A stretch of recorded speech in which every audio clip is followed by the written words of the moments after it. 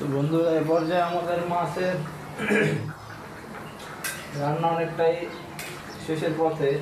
তো আলুটা চেক করে দেখি সিদ্ধ হয়েছে কিনা।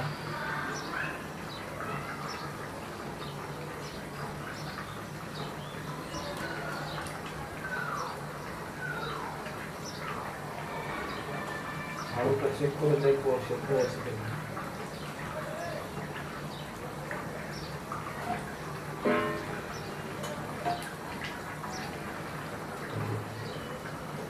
বন্ধুরা, আলুটা একেবারেই সেদ্ধ হয়ে গেছে।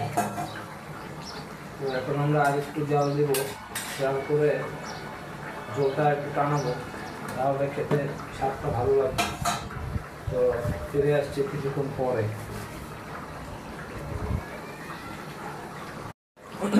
বন্ধুরা, ফিরে আসলাম কিছুক্ষণ পরে। পর্যায়ে আমাদের যে মাছ, পাঙ্গাস মাছের রান্নার রেসিপিটা তো এ পর্যায়ে শেষ। তো আমরা এই ঝোলটা একটু রেখে দেবো। এটা এখন ঠিকঠাকভাবে হয়েছে। তো এখন আমরা জালটা অফ করে দিলাম। জালটা অফ করে দিয়ে হলো, তো রান্নাটা এখন শেষ। তো এখন খাবো। তো বন্ধুরা, তো তোমাদের সবার কেমন লাগলো আমাদের পাঙ্গাস মাছের রান্নার রেসিপি আলু দিয়ে?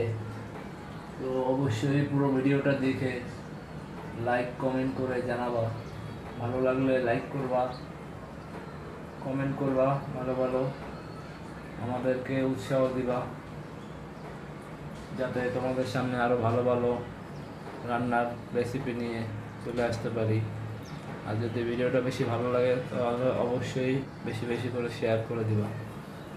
তো আজকের মতো এখানেই, দেখা হবে অন্য কোনো রেসিপি নিয়ে। সে পর্যন্ত ভালো থাকো, সুস্থ থাকো। আল্লাহ হাফেজ।